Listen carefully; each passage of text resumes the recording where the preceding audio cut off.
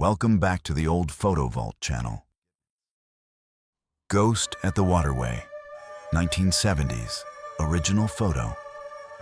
They said it was just a quiet afternoon by the spillway, the kind where the sun makes everything look softer than it really is. In the photo, Lena leans into Marisol, both girls laughing at a joke the camera will never catch. Only later does the pale figure behind them come into focus. An outline too tall, too blurred, as if someone tried to step into the frame halfway through being forgotten. The water seems to bend around him, the light thinning where his shoulders should be. Lena swore no one else was there on the railing. Marisol remembers a sudden chill just before the shutter clicked. And if you look closely, the figure's hand hovers over Lena's knee, like he'd been reaching for a place he once stood but can't quite claim anymore. The burnt kitchen figure, unknown year, abandoned home. Someone must have taken the photo quickly, just long enough to prove the place still existed. The kitchen is ruined in that familiar way. Peeling paint, cabinets hanging like loosened teeth, a microwave slumped on its side as if it gave up long before the fire did. In the middle of the room stands a thin, pale column of smoke, rising too steadily to belong to any draft. If you look closely, you can see the faint outline of shoulders, the suggestion of a head bowed slightly toward the dusty table. Local kids who dared each other to enter said a man named Victor once lived here, a quiet mechanic who came home late and never quite left again. The shape seems to lean toward the glass on the table, like he's still trying to lift it, long after his hands stopped remembering how. The closet shadow, unknown year, found photo. The room looks ordinary enough. A crowded wardrobe, a dresser holding half-used bottles. The kind of space someone leaves in a hurry and never fully finishes arranging. Whoever took the picture must have meant to show the clutter. Maybe to prove they were finally cleaning it out.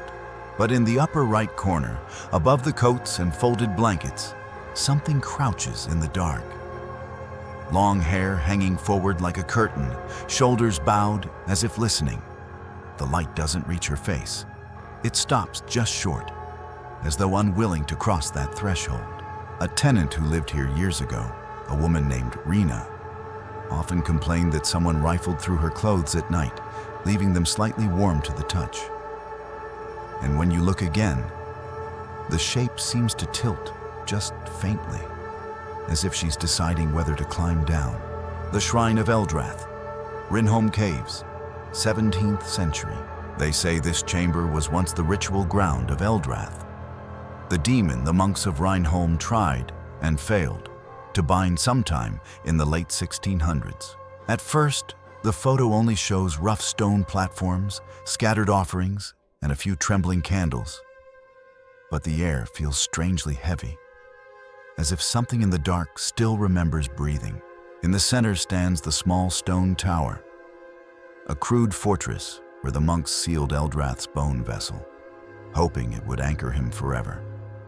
Locals claim the binding never held, only tethered him here, half waking whenever a living person entered the caves. The pale shapes hanging from the ceiling, whether rope or dried remains, seem to shift in the corner of the eye. And if you listen long enough, you can hear a faint scraping along the walls, patient and deliberate, like Eldrath testing each crack to see which one will finally let him through. The basement photo, 2000s, Choices Cafe. They'd lit the fire in the alley mostly to keep warm, the kind of soft, lazy glow that makes everyone look gentler than they are. The young man in the picture had been sweeping up, leaning on the broom like he was listening for something under the crackle of the flames. Only after the shutter clicked did anyone notice the darker shape rising behind him.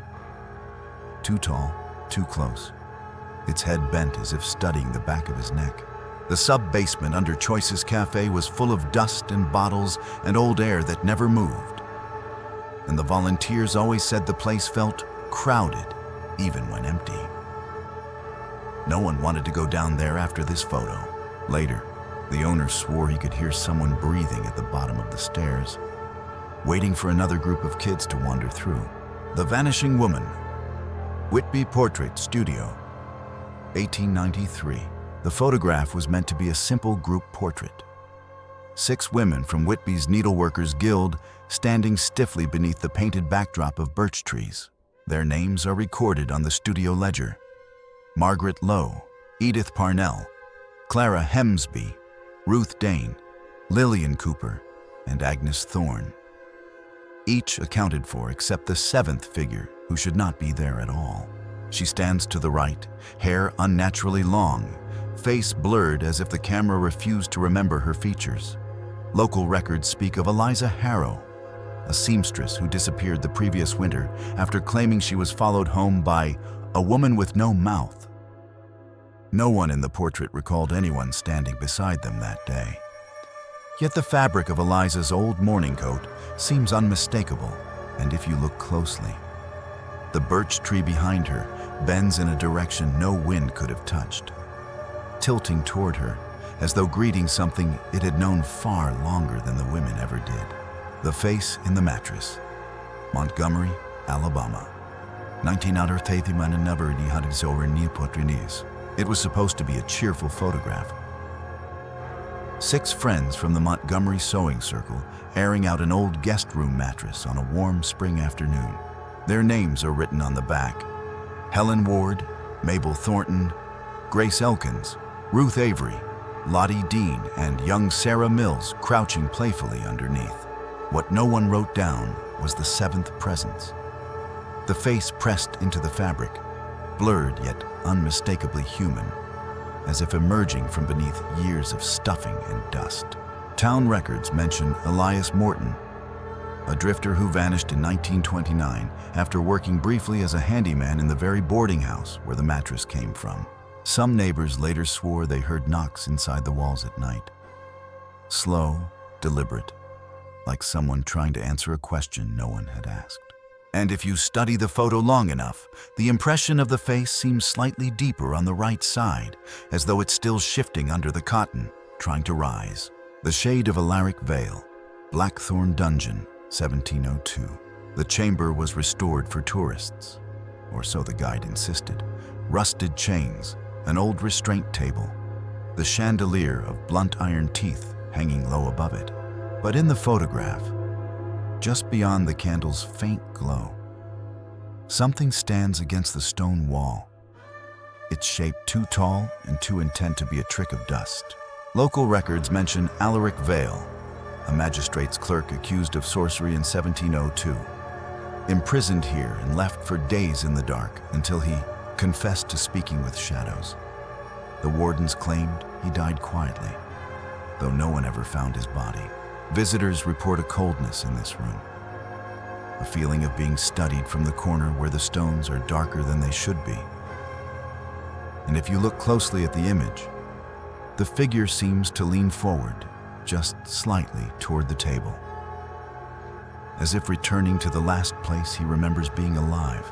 The White Shade of Sister Marion, Sainte Aldrine Chapel, 1884. The chapel had been abandoned for decades.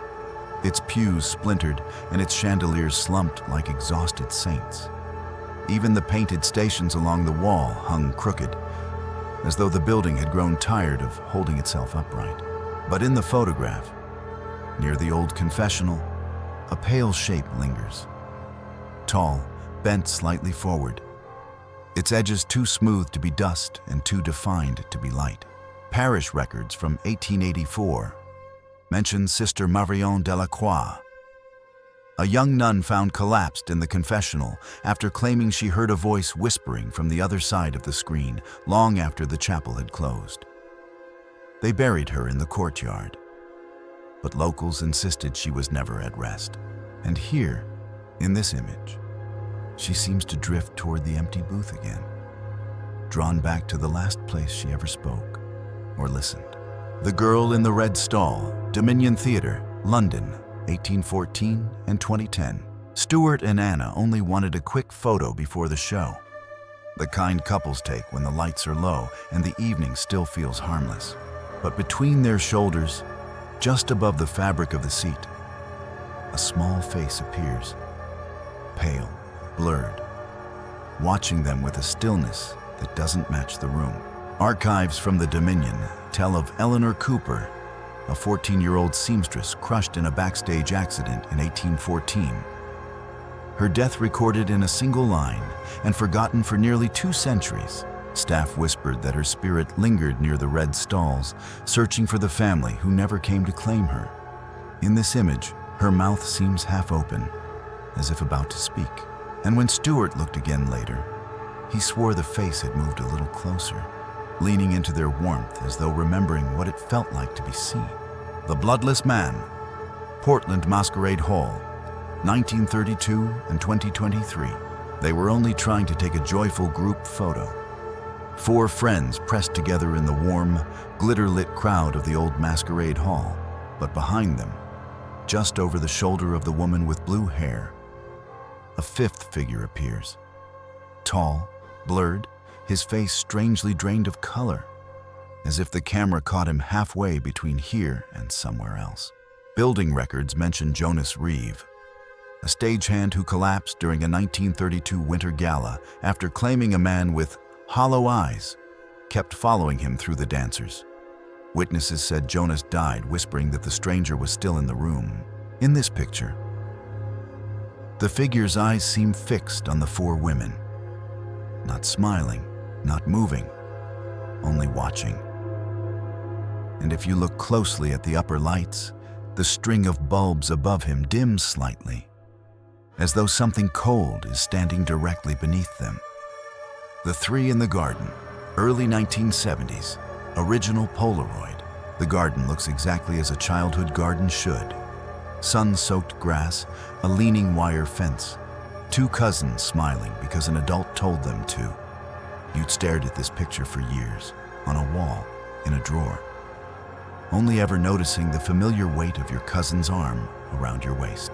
But now, once you've seen the 3rd face tucked neatly between your shoulders, the whole scene feels rehearsed, as if that figure had been waiting for you to finally recognize it. There's no body behind you, no legs in the patch of light, just the suggestion of someone leaning in too closely, too comfortably. The Polaroid's soft blur makes it worse, gentle in all the wrong places. And when you look again, that faint gap between your backs begins to feel like the space where something slipped in, quietly, confidently, knowing it would be found decades later. Girl in the Yard, 1970s, original photo. The summer light falls so cleanly across the grass that at first the picture feels harmless. Your small self in a floral dress, trying to stand still for whoever held the camera. The door behind you sits open in that familiar way old kitchen doors do, as if someone has just stepped through or is about to. Only after a moment does the shape inside register. Something too high to be a person, too narrow to be a hanging coat. Its head turned slightly toward the window. You've said your whole family woke screaming in that house. And now the photo seems almost polite about it, as if it always knew. The shadow at your feet reaches the wrong direction, leaning toward the doorway rather than away. Much later, when you think about the place, you may remember how the kitchen ceiling used to creak at night, as though someone were shifting their weight, choosing the perfect angle to watch. The Watcher of Willow House, Asheville, Missouri, 1912. The photograph was taken on the porch of Willow House, a boarding home turned funeral parlor after a fever outbreak swept through Asheville in 1912. The pallbearers are identified in the town ledger. Charles Minton on the left, Ezra Caldwell on the right, carrying the small coffin of 7-year-old Thomas Greer, who died during the final wave of the sickness. Everything about the scene is ordinary for its time.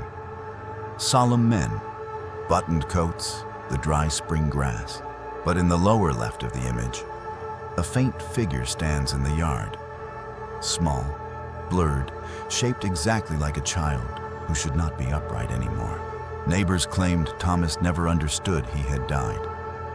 They heard footsteps on the porch at night, soft and hesitant, as if he were trying to follow his own funeral procession. In this photograph, his outline tilts toward the coffin being carried away, as though he was simply trying to catch up. The Woman in the Doorframe, Hawthorne Family Home, Indiana, 1919. The photograph lists 3 names on the back: Evelyn Hawthorne, her sister Martha, and their mother Agnes, all dressed in their Sunday best and standing proudly in the doorway of their farmhouse. At a glance, nothing seems unusual. Agnes holding flowers, Evelyn with a book, Martha clutching her hat as if the wind might steal it. But inside the darkened doorway, just above their shoulders, a 4th face appears. Pale, blurred, its features stretched in a way no movement or camera fault can fully explain. Family letters mention Lydia Hawthorne, Agnes's first daughter, who died of fever at age 13 and was buried in the small field behind the house. For years afterward, Agnes insisted she still felt Lydia's breath on her neck, and she stood too long in that doorway. In the photo, the faint mouth seems slightly open, as though Lydia is still trying to step forward into the light, to join the family she never got to grow up with. The Face in the Pillar, Paris Catacombs, 1793 and present day. The photograph was taken deep inside the restricted tunnels of the Paris Catacombs, far beyond the tour routes. Where the walls narrow, the air turns chalky, and the bones lie in heaps rather than neat arrangements. The stone pillar at the center is one of the original support columns erected in 1793. During the first transfers of remains from the overflowing city cemeteries, workers then recorded strange occurrences. Cold drafts in rooms with no openings, whispers that sounded like someone speaking through stone. Local legend names one such spirit: Etienne Larocque, a gravedigger who vanished during a collapse in 1794. They never recovered his body. Some said the earth swallowed him whole. In this image, a human face seems pressed into the pillar itself. Lips slightly parted, eyes half-formed, as though Etienne is still trying to push his way out after 2 centuries underground. And the longer you look, the more the mouth seems to shift, as if forming a word no one alive has heard him speak. The Weeping Shade of Eleanor Gray, St. Bridget's Churchyard, York, 1861. The photograph was meant to document a modest Victorian funeral. Reverend Samuel Gray, standing beside his wife Margaret, her gloved hands folded over her mourning dress, the small coffin resting at their feet. The child inside was their daughter, Eleanor, who succumbed during a sudden winter fever that swept the parish in 1861. Everything appears painfully proper: the stiff posture, the trimmed branches, the carefully placed bouquet. But in the trees behind them, a faint face forms among the leaves. Soft, blurred, unmistakably childlike. Parish diaries mention that Margaret often felt a small hand tug at her skirts in the weeks after the burial, though no one else ever saw a child near her. In the photograph, Eleanor's features seem pressed forward, as if she's trying to step out of the branches, still searching for the parents who walked home without her. The Cradled Shade of Ivar Krog, Vestvik Farmhouse, Norway, 1917 and 1954. The room looks like the kind you find in old country farmhouses. Crooked wallpaper, a stove chipped by years of winters, hand-stitched linens hanging where sunlight rarely reaches. The woman seated on the bed is Astrid Krog, photographed in 1954. Her hands clasped in that fixed, sorrowful way people adopt after too much waiting. According to parish files, Astrid lost her only son, Ivar, in 1917 when he slipped beneath the ice of the frozen river behind their land. She never left the farmhouse afterward. Neighbors said she kept hearing him play in the corners of the room. In the lower right of the photograph, beneath the table, a face watches. Gaunt, dark-eyed, the features unmistakably childlike, yet impossibly aged.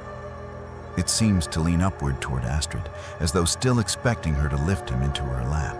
And if you look closely at the window, the curtain is tugged inward by a draft that shouldn't exist, like someone small is drawing breath from the other side. The Face in the Static, Dunmore Apartments, Ireland, 1978. The scene is a quiet one. Margaret O'Callaghan sitting in her faded armchair, her newborn granddaughter Brid asleep in her arms. The patterned wallpaper, the heavy curtains, even the humming television all belong to that soft, brown-toned world of the late 70s. Nothing about the moment seems unusual until you notice the television screen. Among the snow of static and glare, a face gathers itself. Long features, hollow eyes, the expression fixed in a kind of cold expectancy. Local rumor ties the building to Seamus O'Dornan, a tenant who vanished in 1963 after months of insisting that someone in the wires was speaking to him at night. Residents afterward complained of voices drifting from unplugged sets, always just below the volume of understanding. In this photograph, the face on the TV seems angled not toward the camera, but toward Margaret and the sleeping child, as though remembering the family it once tried to reach. Woods behind Old Route 7, February 16th, 1999, 11:47 p.m. I don't know what came over me, but the moment he stepped from the trees, I felt this strange pull. Fear, yes, but also something like curiosity. So instead of backing away, I tried to follow him, just to see if he was a real man or something else entirely. He turned without making a sound, drifting deeper between the trunks. I remember pushing forward, branches snapping against my coat, the camcorder bouncing against my chest. Every time I thought I was gaining on him, he seemed to slip a few steps farther, like he was leading me somewhere. Then, nothing. He didn't run. He didn't turn a corner. He just vanished, as if the darkness swallowed him mid-stride. I stood there, panting, the woods suddenly too quiet. And in that silence, I realized something unsettling. I'd never heard his footsteps at all. And that's where the trail ends. Just the empty woods, the frozen air, and whatever slipped away before I could reach it. I still don't know if I followed a man, or something that only wanted me to think it was one. But I can tell you this. The forest has felt different ever since, like it's holding its breath, waiting for me to come back. If you felt that chill too, make sure to like the video, subscribe, and turn on notifications so you don't miss the next story. And tell me in the comments, would you have chased him or run the other way? Sleep well if you can.